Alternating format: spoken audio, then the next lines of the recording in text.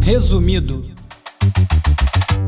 Olá, eu sou o Bruno Natal, hoje é dia 8 de abril e no Resumido 308, Geração X enfrenta o colapso nas carreiras criativas. Tumblr ressurge como refúgio da Geração Z. Jogos cooperativos conquistam milhões. IA pode superar humanos até 2027 e CEOs usam ela para ter controle total. Drones de entrega voltam a voar. Uma corrida espacial pela internet via satélite e muito mais. Vamos nessa, resumido.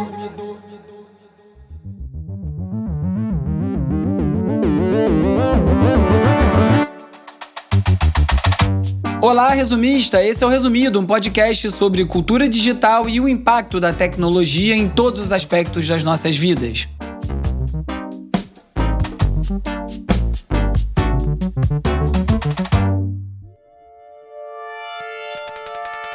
Vamos de cultura digital e como nosso comportamento online ajuda a moldar a sociedade.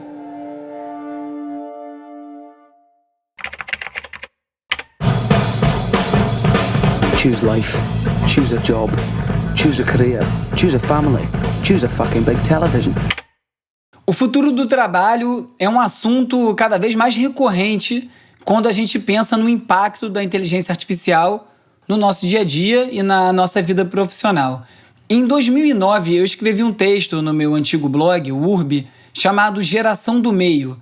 E nesse texto eu falava sobre como a minha geração, a geração X, ficou presa num limbo. Nem a gente é parte da geração que prosperou no tempo analógico e também não somos parte da geração de nativos digitais. A gente fica ali no meio fazendo uma transição entre o mundo analógico e o mundo digital. Eu não nasci já conectado na internet, mas eu tenho internet desde muito cedo, desde o início da adolescência. Então vivi um pouco dos dois mundos, os benefícios e os prejuízos. Isso coloca a minha geração num lugar muito especial, que é uma geração que é capaz de fazer essa ponte entre dois mundos, que consegue entender o que tem de valioso no tempo analógico e consegue adaptar isso para o mundo online, para os nativos digitais. Só que esse superpoder não é muito reconhecido pelo mercado de trabalho e coloca as pessoas da minha geração numa situação bem complicada em termos de emprego. O New York Times fez um texto sensacional falando sobre o derretimento dos empregos na geração Z, especificamente nos empregos da área criativa. O texto fala sobre as pessoas que tinham seus 20 e tantos anos, 30 e poucos anos, na década de 2000, e ia muito bem em veículos que escreviam sobre música, dirigindo vídeos ou fazendo design e várias outras profissões criativas, acabam agora, quando estão aí perto dos 50 anos, se vendo num limbo. Várias dessas funções foram substituídas por algum tipo de automação. O fotógrafo foi substituído pelo iPhone, as revistas foram substituídas pelos sites, os profissionais de vídeo foram substituídos pelos influenciadores e pelos TikTokers. Mudou tudo no mundo de uma maneira que coisas que eram valorizadas no passado não são mais valorizadas. Eu já tive várias conversas com fotógrafos, amigos meus. Talvez uma das classes que tenha sido mais diretamente afetada por essas transformações, ou de maneira mais rápida, porque quando surgiram os smartphones com câmeras com qualidade o suficiente, rapidamente passou-se a pensar que não precisava mais de fotógrafo. E em muitos aspectos acabou não precisando, porque o nível de exigência baixou muito. Não quer dizer que essas câmeras ou uma pessoa qualquer faz uma foto com a qualidade que um fotógrafo profissional faria. Pelo contrário, faz muito pior. Só que acontece que a cultura de consumo atual não se importa com isso. A foto pode estar ruim, ela só vai durar um scroll na tela, então ela está boa o suficiente. Isso foi passando para todo o resto. As revistas viraram sites, com textos cada vez mais curtos, com menos anúncios, menos verba para contratar outros jornalistas para escrever. O design seguindo pelo mesmo caminho, migrando do impresso para o online, e o que a gente vê é um sucateamento dessas profissões criativas todas e muita gente mudando de área.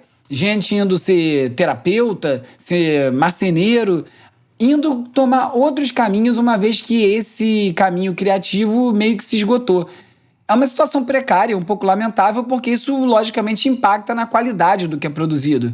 Muito do que a gente vê hoje em dia online, nos feeds, no Reels, no Instagram, no TikTok, são coisas de qualidade muito ruins do ponto de vista técnico. São coisas feitas de maneira apressada, tentando alcançar o algoritmo, em vez de produzir alguma coisa que tenha havido uma preocupação na elaboração, na criação, na execução, na finalização daquele conteúdo. Mas é o que é. Essa geração e essas áreas de trabalho já foram afetadas diretamente por automações ou mudanças comportamentais, culturais e tecnológicas. E em tempos que a gente fala sobre a substituição do trabalho por tecnologias de inteligência artificial que vão afetar o mercado inteiro, a gente não precisa olhar para o futuro para vislumbrar o que pode acontecer. Basta a gente olhar para o passado recente e ver o que já aconteceu. Como essas automações, essa tecnologia toda já afetou empregos que antes eram tidos como dos mais desejados. Inclusive no texto fala sobre isso, né? Essas pessoas dessa geração talvez não tenham percebido o privilégio que era viver fazendo esse tipo de trabalho e não entendeu que uma hora isso aí ia acabar. Eu mesmo brinco falando sobre isso, quando eu comecei a fazer documentário, tinham orçamentos razoáveis até, principalmente para a idade que eu tinha na época. E depois eu fui para a Inglaterra fazer um mestrado em documentário com uma bolsa que eu ganhei do British Council. E quando eu voltei, um ano depois, o mercado já tinha mudado completamente. Projetos que tinham um orçamento de 60 mil reais numa gravadora passou a ter 5 mil reais de orçamento. Menos de 10 vezes o valor. Com isso, eu acabei me afastando desse caminho que eu estava seguindo, que era fazer documentários de música, porque eu vi que ia ser inviável. Ainda bem que eu vi logo lá atrás e fui tomar outros caminhos aí, fui montar produtora de show, empresas online, fazer outro tipo de coisa, já me afastando um pouco disso que eu gostava de fazer, que era cobrir música, estar perto, ver os bastidores, filmar, escrever. Isso foi ficando para trás. Então eu me reconheci muito nessa reportagem, porque eu me vejo assim, eu me vejo em outro lugar hoje em dia. O Bruno Natal, repórter de tecnologia, embora a tecnologia tenha feito parte da minha vida, da minha carreira o tempo todo, a minha carreira é essencialmente construída online, de maneira independente, esse não era o meu foco. Foi para aí que o meu interesse foi caminhando, principalmente a partir do meu afastamento da cobertura de coisas culturais, principalmente música. Por um lado é muito bom, porque hoje em dia eu ouço música porque eu quero, sem obrigação de escrever resenha, crítica, uma reportagem. Fui bem afetado por ter transformado uma paixão em trabalho, mas hoje em dia é um pouco melhor essa relação. Eu sigo na aposta de que os processos humanizados vão ser cada vez mais valorizados. Um dos personagens da reportagem do New York Times, que saiu desse universo da indústria criativa e passou a ser um terapeuta, inclusive fala disso. Ele acredita que, principalmente por conta das transformações digitais, esse toque humanizado vai ser cada vez mais necessário. Eu acredito muito nisso, eu acho que a gente vai chegar num lugar em que isso tudo vai saturar, em que a gente vai buscar de volta essas relações humanas. O Pedro Garcia, o famoso Cartier-Bresson, fala isso, né? O teatro vai ter uma grande ascensão, e eu acho que vai.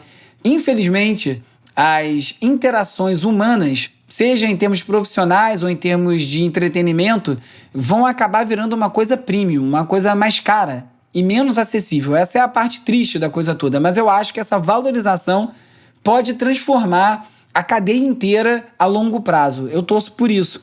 Inclusive, a geração Z já busca esse tipo de interação. A Business Insider fez uma matéria sobre a ascensão do Tumblr. O Tumblr é uma plataforma de rede social antiga em que você postava uma foto num feed com outras pessoas. Parecia com o Fotolog um pouco, mas era um pouco mais elaborado. E essa plataforma teve o seu auge, depois sumiu, foi comprada pelo WordPress e está voltando a ter relevância com a geração Z, justamente porque eles estão buscando, primeiro, um revival da estética dos anos 2000, naturalmente, já se passaram 20 anos.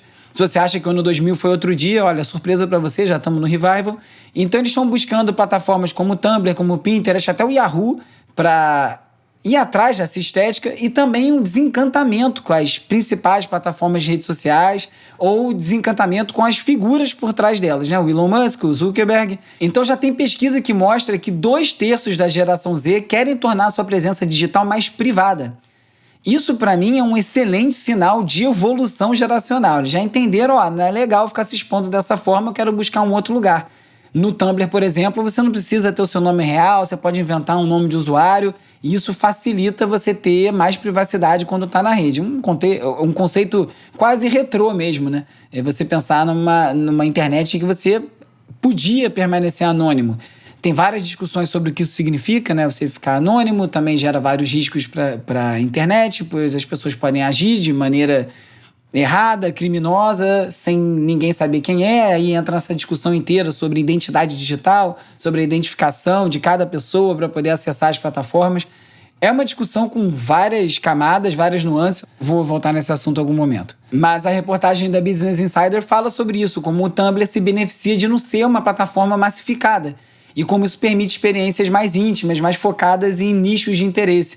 Isso é um outro aspecto que sempre me desperta uma curiosidade, né? A gente vive uma era horizontal, em que o Instagram vira a plataforma de fotos, o Twitter a de microblogging, o YouTube a de vídeos, e tudo acontece num lugar só. A gente não vive nos super apps da China, que são apps que fazem tudo num app só.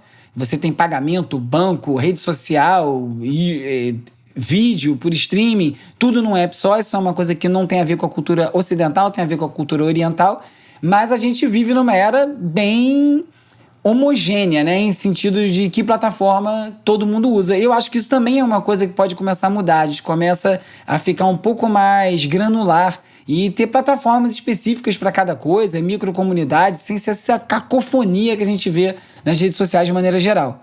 E um outro aspecto de mudança geracional foi retratado pela Folha de São Paulo numa matéria falando sobre o Split Fiction e pelo It Takes Two, que são 2 jogos que estão fazendo muito sucesso, estão fazendo mais sucesso do que os dominantes, né? O Fortnite, Call of Duty. E a diferença desses jogos é uma só.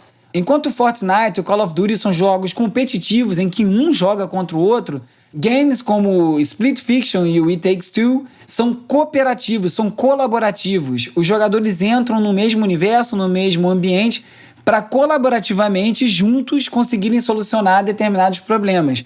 Isso diz bastante dos tempos que a gente vive hoje em dia, digitais, de extremo isolamento, de extrema competitividade, de muita toxicidade, de muita negatividade nas redes. Inclusive, eu li uma reportagem outro dia que falava que os meninos, por terem esse hábito mais disseminado de jogar games online, se falarem pelos fones durante os jogos, eles têm, apesar de muito tempo de tela, uma socialização ali. E as meninas acabam ficando presas no Instagram e acabam sofrendo esse bullying online de maneira solitária. E acaba sendo muito mais agressivo, acaba gerando muito mais depressão, muito mais efeitos negativos nas meninas do que nos meninos. É disso que a gente está falando aqui, né? Esses jogos colaborativos já são um reflexo dessa mudança comportamental mesmo. Então eu acho que, apesar da gente estar apontando para um futuro extremamente digital, extremamente automatizado, em que muita coisa vai mudar na forma que a gente trabalha, nos empregos que existem, o que faz a gente humano, que são as relações interpessoais, esses encontros, essas trocas, eu acho que não vai mudar. E tá tudo apontando para isso, né? Cada vez maior necessidade da gente se conectar no mundo físico e essas experiências ficando cada vez mais valiosas. Tomara que mantenha assim. Como diz o Daft Punk, somos humanos apesar de tudo. Agora é o momento de explorar as transformações causadas pelas inteligências artificiais.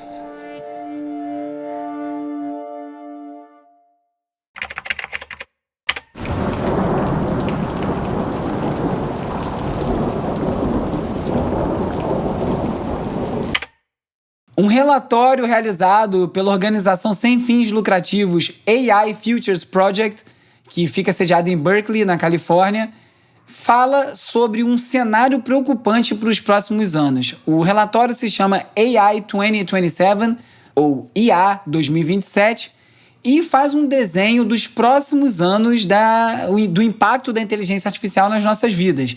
E não é um prognóstico muito positivo. O relatório fala que sistemas de inteligência artificial vão superar a inteligência humana e que isso pode causar várias rupturas geopolíticas, sociais, cenários bem graves com essas mudanças todas. E as previsões são bem sombrias. Falam desde espionagem internacional até modelos de IA que enganam seus próprios criadores. Isso aí acaba levando a um temor de perda de controle dessas tecnologias, que eu acho que é o principal medo de todo mundo. A inteligência artificial ganhar esse superpoder de inteligência e começar a agir por conta própria contra até as vontades dos humanos. Eu acho esse cenário todo bastante apocalíptico, mas eu acho bom pensar nele, porque só assim a gente vai se preparar para isso.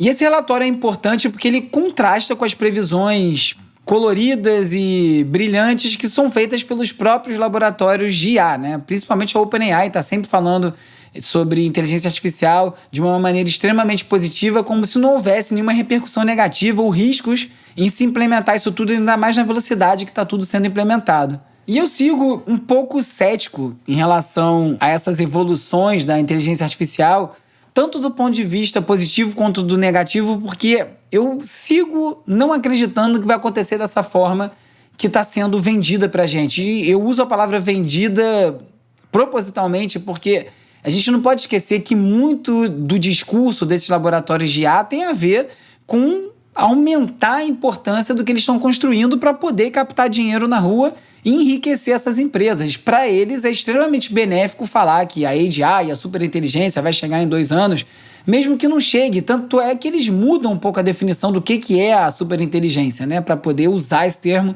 o quanto antes. E então eu li um post que eu cheguei até ele através de uma newsletter chamado The Cybernetic CEO, que falava sobre esse cenário em que os CEOs de empresas de tech vão ter tanta habilidade artificial que eles vão poder intervir na produção dos produtos de tecnologia diretamente. Hoje em dia, para quem é um desenvolvedor de um sistema digital, um dos piores pesadelos são os executivos dando pitaco, fazendo exigências, pedindo coisas sem cabimento ou que não fazem sentido e exigindo que aquilo seja feito.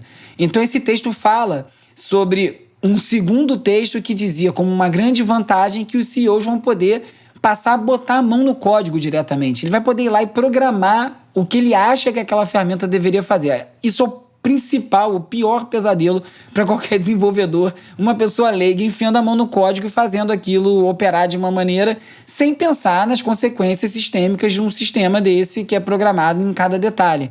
A contradição que é ver isso como algo positivo sem pensar no impacto que isso pode ter no dia a dia do desenvolvimento, né? A perda das habilidades, da especialidade de alguém sendo engolida pelo desejo de um CEO, de um executivo que talvez não seja a pessoa mais apropriada para opinar ou para decidir sobre o caminho de um produto, exatamente. É por isso que contrata outras pessoas, né?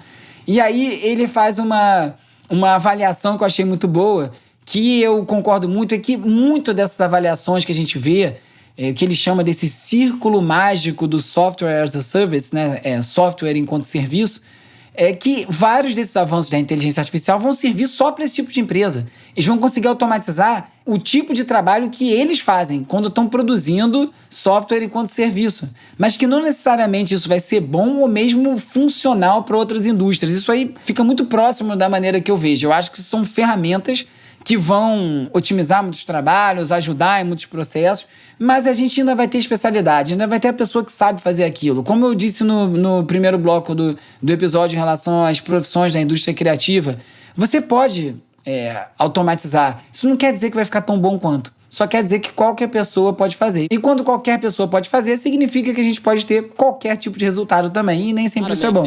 Stripers have one challenge left and they'll use it here to see if this game is over or if it's extended. It is extended, it's outside! Mas mesmo em ambientes mais resistentes, mais conservadores, a tecnologia vai entrando. Um deles é o beisebol. O beisebol, ao contrário do futebol, do tênis, vem resistindo muito ao uso de tecnologia na decisão dos juízes.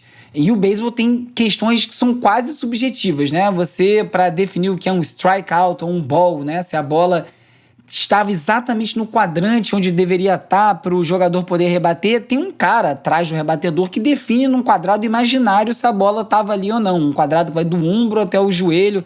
Enfim, por isso que eles rebatem colidinho para diminuir esse quadrado. Tem várias nuances do jogo que são difíceis de captar para uma tecnologia, mas até o beisebol está se rendendo e agora está fazendo revisões, espécie de VAR do beisebol, com uma eficiência bem boa. Até aqui só 2,5% dos arremessos têm sido contestados, né? Ou seja, o técnico do outro time reclama daquela chamada e a revisão é feita em menos de 14 segundos. É um grande ensinamento para o VAR do futebol, principalmente aqui no Brasil. Só como referência, 50% das chamadas humanas, né, da decisão humana, são revertidas quando são comparadas com a da tecnologia. Então o negócio está com uma precisão bem forte. É porque, infelizmente, o exemplo que a gente vê no futebol do uso do VAR é um exemplo tacanho.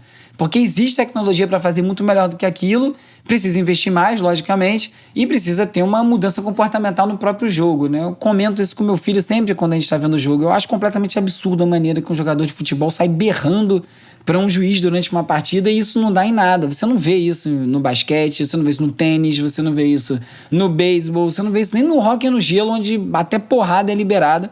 Mas, como eu venho dizendo, né, é importante terem humanos atrás daquela decisão, gente revisando a chamada, porque pode errar, pode ter nuance que não cabe ali na tecnologia. E essa necessidade da interação com o mundo físico, desse toque humano, segue aparecendo em outras pontas. Olha o exemplo dessa empresa, a Arcade, que é um marketplace focado em produtos físicos gerados por inteligência artificial. Ou seja, produtos que são criados, elaborados por inteligência artificial, são de fato construídos por essa empresa e vendidos. E a VentureBeat também falou sobre essa questão da humanização das inteligências artificiais. Eu já falei algumas vezes sobre os problemas ligados à antropomorfização das inteligências artificiais, que é você tratar esses sistemas de inteligência artificial como se fossem humanos, chamando inclusive com características humanas, chamando de inteligência, chamando de alucinação, chamando de criação, coisas que são essencialmente robóticas. Esse problema gera uma aproximação e uma distorção da percepção daquela ferramenta. E a reportagem da VentureBeat fala exatamente sobre a questão que começa a se apresentar quando as empresas passam a julgar os assistentes digitais como se fossem humanos.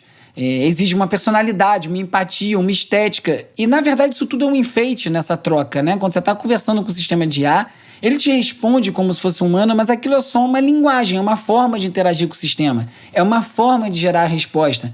Porque aquilo é só um resultado de um pedido prático. E essa busca, então, por essa troca humanizada, vai se sobrepondo à busca por uma ferramenta mais eficiente. A reportagem fala de um teste feito num quiosque com clientes empresariais para uma tecnologia de IA específica, em que os empresários estavam mais preocupados com a personalidade do assistente do que com as métricas técnicas da ferramenta.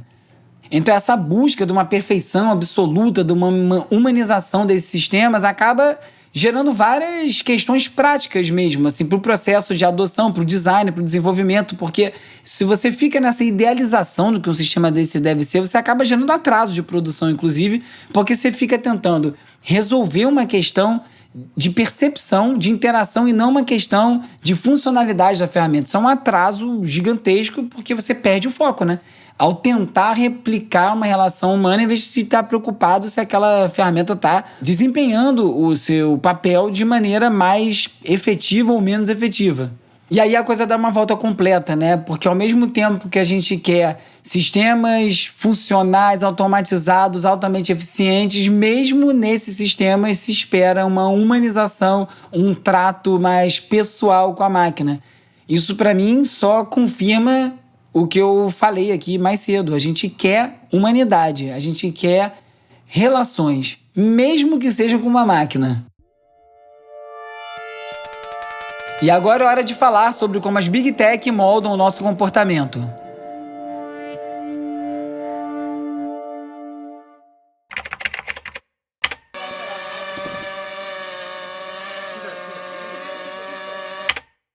Mais um estudo sobre crianças e telefones celulares, dessa vez com um resultado diferente do usual. Um estudo da Universidade do Sul da Flórida disse que, ao contrário do que se pressupõe, possuir um smartphone traz benefícios para o bem-estar infantil, especialmente entre crianças de 11 a 13 anos.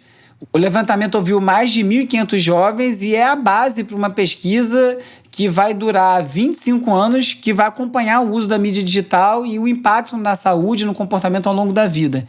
É óbvio que o celular traz vários benefícios. Você pode tirar fotos, você pode jogar videogame, você pode falar com seus amigos, e o problema não é, nem nunca foi o celular. O problema é o que se faz no celular e que tipo de ambiente existe ali. Eu acho que 11 anos é uma idade muito nova para uma criança ter um celular. O meu filho teve o primeiro celular com 12. Entendo quem dá antes, não concordo com quem dá muito antes disso, mas sem dúvida, o mais importante é o que vai ser feito com o celular. Então, apesar do meu filho ter 13 anos e ter um celular, ele não tem rede social e nem vai ter tão cedo. O que a pesquisa fala é que crianças com celular têm menos sintomas de depressão, de ansiedade, têm interações sociais presenciais maiores do que quem não tem celular. Não sei como se explica. e mais de 70% dos jovens de 11 anos já têm smartphone. Essa média de aquisição do telefone são 8 anos de idade. Isso aí eu acho um equívoco tremendo. Só que o próprio estudo fala que crianças que postam com frequência em rede social têm taxas de depressão mais alta, ansiedade, problema de sono, desempenho acadêmico pior. Nada disso é novidade. Acho que você não precisa ser nenhum gênio iluminado para entender que um aparelho que tem um mundo inteiro lá dentro vai ter um impacto na saúde mental de uma criança ou de um adolescente, porque é muita coisa para lidar. Ou seja, a única coisa que esse estudo traz de conclusão é que o uso saudável, acompanhado dos pais, acompanhado pela escola, com uma boa conversa, letramento digital e um acompanhamento, tem benefício sim. Se eu não acreditasse nisso, meu filho nem tinha um celular. Então, falar que o celular não faz mal para a criança é igual dizer que, sei lá, que televisão não faz mal para a criança. A televisão em si nunca fez mal. O que fazia mal era o excesso, um uso não moderado, não monitorado. O mesmo vale para celular. É só um problema um pouquinho maior, né? Então, segue de olho no celular do seu filho. Agora, a tecnologia tá voando, né? Literalmente. Várias notícias essa semana sobre tecnologia nos céus. A primeira é que a Amazon retomou as entregas por drone, né? Deliveries aéreos. Tinha parado, tiveram alguns problemas, eles tiveram que pausar o sistema para poder fazer ajuste. Agora retomou no Texas e no Arizona. Foram 2 meses parados por vários problemas, né? Desde poeira no ar, que afetava o sensor de altitude, até a atualização de software que foi exigida para poder retomar essas entregas. O objetivo da Amazon é fazer 500 milhões de entregas por drone até 2030. É aquilo que eu falei, já a gente vai ver um monte de coisa zunindo pelo céu, levando caixa para cima e para baixo. Vamos saber em que condição, né? Muito curioso para ver qual é o primeiro dia que eu vou receber alguma coisa na minha janela. Já parou para pensar nisso? Que vai chegar esse dia? Já ele chega. Ainda no céu também, a Anatel está analisando um pedido da Starlink, a empresa de internet por satélite do Elon Musk, para ampliar a quantidade de satélites autorizados a operar no Brasil. A Starlink quer triplicar o número de satélites operando por aqui, passar de 4 mil para 12 mil, e essa autorização vigente da Starlink vai até 2027. A Anatel fez vários pedidos, inclusive autorizações da FCC, e o relator agora avalia qual é o impacto disso na soberania digital e na proteção de dados, que eu acho que são 2 pontos muito importantes, né? Aos poucos, a órbita do planeta está sendo tomada por satélites particulares, muitos deles do Starlink, e daqui a pouco eles controlam o acesso à internet. Será que é isso que a gente quer? Então, acho que são perguntas válidas da Anatel. E dentro dessa disputa, juntando essas 2 notas, a Amazon vai começar a lançar os primeiros satélites para disputar mercado com a Starlink. Ou seja, em breve a gente vai ter, além dos satélites da Starlink, também os da Amazon e outros que vão surgir, competindo para te fornecer internet via satélite. Vai ter uma hora que a gente vai ficar mais offline, hora nenhuma, nem debaixo d'água. Isso é bom ou ruim, a gente vai saber depois. Mas vai ter tanto equipamento, tanto aspecto das nossas vidas que vai depender de conectividade, que eu acho que é um futuro imparável, né? E inevitável. E a Europa também, para se proteger disso, como a Anatel vem falando, a questão de soberania nacional, está começando a apostar nos satélites próprios para justamente não ficar dependente de tecnologia de fora da Europa para funcionar. É um projeto muito estratégico, muito caro, fala-se em 14 bilhões de euros dedicados para esse projeto de comunicação via satélite da OTAN, e isso é mais um reflexo desse novo desenho geopolítico que a gente vem vendo nos últimos anos, em que os países começam a se isolar cada vez mais, né? A gente vê uma crise grande na União Europeia, o Reino Unido já deixou o bloco, a gente vê os Estados Unidos começando a tomar medidas mais isolacionistas também, então acho que o mundo vai mudando bem rápido e aí os países começam a se preocupar em como vão funcionar quando a gente estiver nesse mundo pós-globalização. Será que isso vai acontecer? A gente estudou a escola inteira a globalização, a gente vai ver isso aí se desfazer. Eu não sei, mas eu sei que o Musk vai deixar o governo Trump nas próximas semanas. É o que diz a Reuters. Ele tem um cargo de funcionário especial do governo que tem um prazo, né? São 130 dias desse status especial.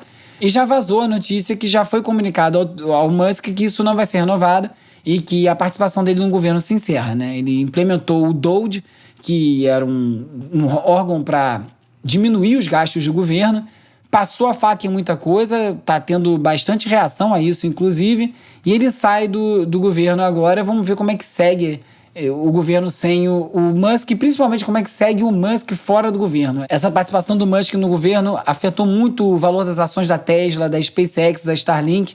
Muitos acionistas preocupados com essa divisão de foco dele, né? A falta de foco nas empresas, talvez.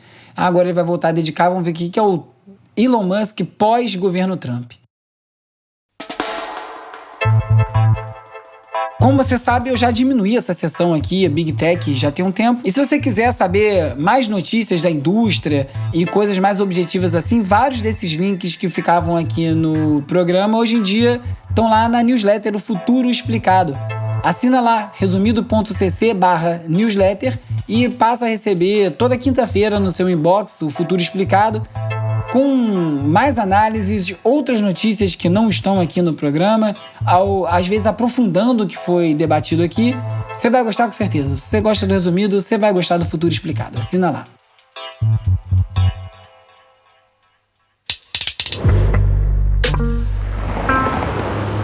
In Jamaica, Hora de relaxar com as dicas de ver, ler e ouvir. but people make it new every day. Luke Holborn of Scotland Yard. Sem fazer mistério, uma série policial que vale ser vista é Get Millie Black, exibida pela Max. É uma produção britânica do Channel 4 e se passa na Jamaica, mas bem longe daqueles cenários paradisíacos, meio clichê que a gente está acostumado a ver quando se trata da Ilha do Reggae. A história tem 5 episódios e é centrada na figura de Millie Black, que é uma ex-detetive da Scotland Yard, que volta à Jamaica, onde ela nasceu, para buscar o irmão que ela achava que estava morto. E aí, depois de reencontrar ele nas ruas de Kingston como uma pessoa trans, a Millie Black se envolve na busca por uma adolescente desaparecida. O caso acaba sendo maior do que parecia, e aí vira uma grande confusão, como diz aquela chamada da sessão da tarde. O reggae, claro, está presente desde a abertura com o hit Ring the Alarm, na voz de Shanique Marie, ao lado do coletivo Equinox. E tem também umas pequenas inserções ao som de Dennis Brown e Original Coffee, entre outros. I loved electronic music, but after that day, I told myself I would be a DJ. For Skrillex, that day was the day he heard drum and bass for the first time. Se você curte música eletrônica ou quer entender de onde veio a batida acelerada do drum and bass, eu recomendo muito assistir a um mini-doc Ronnie Size, A Story of Drum and Bass. É um vídeo da série Behind the Beats do canal Middle Eight no YouTube, e o vídeo conta a trajetória do Ronnie Size desde a juventude em Bristol até ele ser expulso da escola, influenciado pelo dub jamaicano, pelo hip hop, e se tornar um dos grandes nomes do drum and bass e ganhar o prêmio Mercury com o coletivo Represent, superando naquele ano nomes como Radiohead e Spice Girls. É uma aula sobre a criatividade que nasce nas comunidades, a rejeição às estruturas tradicionais, a mistura de culturas, e também como um único sample de bateria, o icônico Aim and Break pode atravessar décadas e se transformar num gênero inteiro. O vídeo é curtinho, tem um pouquinho mais de 5 minutos e a animação é lindinha.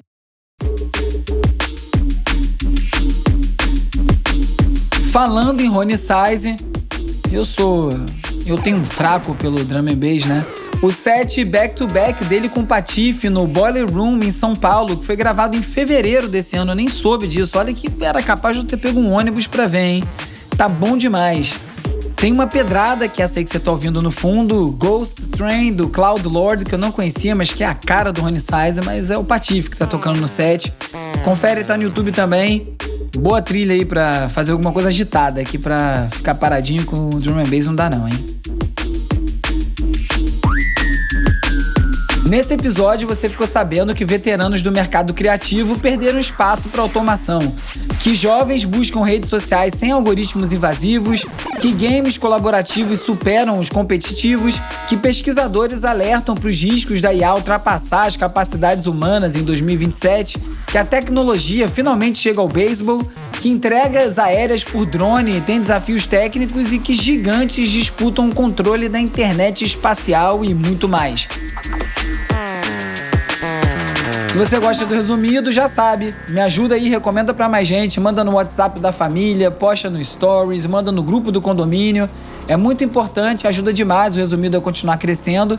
Também não deixa de curtir, assinar, seguir, dar 5 estrelinhas e deixar uma resenha e um comentário na plataforma que você estiver escutando esse episódio agora. O Resumido é produzido e apresentado por mim, Bruno Natal. O roteiro é escrito por mim e pelo Agenor Neto, com a colaboração do Carlos Calbuque Albuquerque. O Cauê Marques coedita o roteiro, a newsletter O Futuro Explicado e as redes sociais do Resumido, @resumido.podcast, que contam com animações do Peri Selmanman e design do Felipe Araújo. A edição e mixagem é feita pelo Hugo Rocha, a foto da capa é do Jorge Bispo e o tema original foi composto pelo Gustavo Silveira. Eu sou o Bruno Natal, obrigado pela audiência e semana que vem tem mais Resumido. Resumido.